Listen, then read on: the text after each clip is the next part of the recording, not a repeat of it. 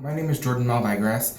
I live in North Tonawanda, New York, and I wanted to share a story with you. On October 19th, 2015, I went to my local Red Cross to donate blood out of the kindness of my heart.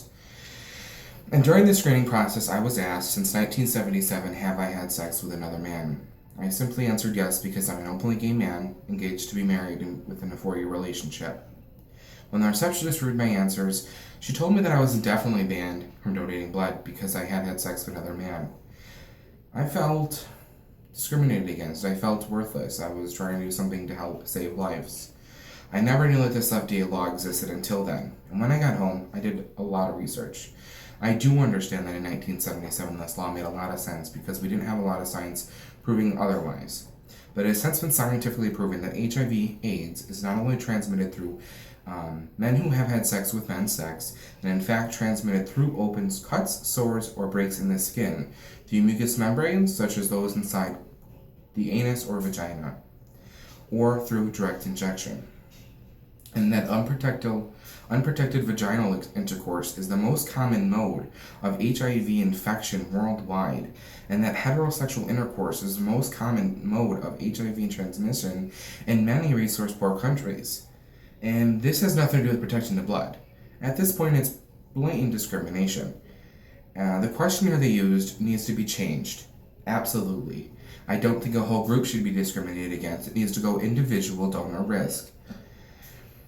Or they need to get rid of this law, totally. And in fact, that same law also states that heterosexuals who have multiple partners can donate blood even though there's an increased risk of transmitting HIV and hepatitis. I did some research because I wanted to know how many lives I could have saved. And over a 59-year period that I could donate blood, I could help save over 1,000 lives and donate over 48 gallons of blood. But I cannot do so because I am openly gay. In response, what I want to do is I want to lead the way.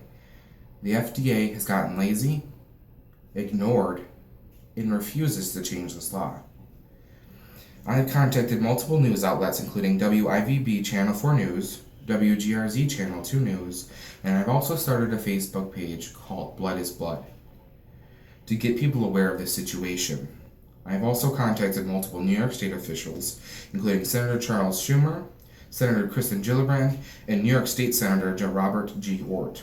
I have done a lot of research, and I'm ready to lead the way. What I need you to do is share, like, and get the word out there about Blood is Blood. There may be a time that you may need blood, and there may not be no blood for you to get, because of a law that makes no sense and is scientifically faulty.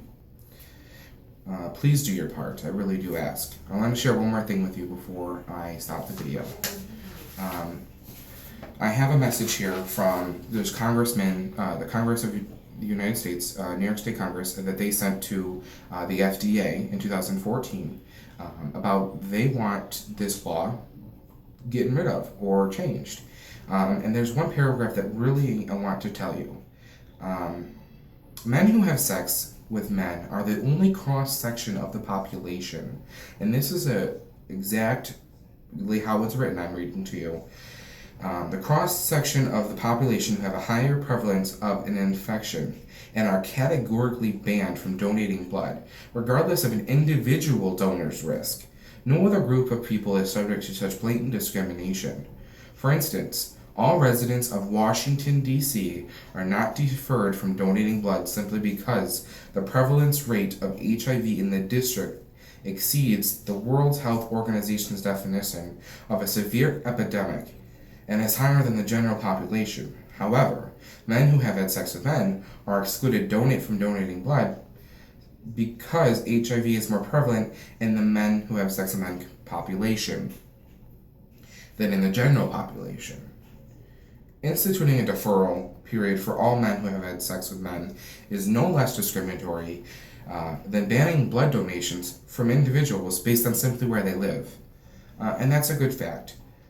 Please do your part, share the video, like the page Blood is Blood.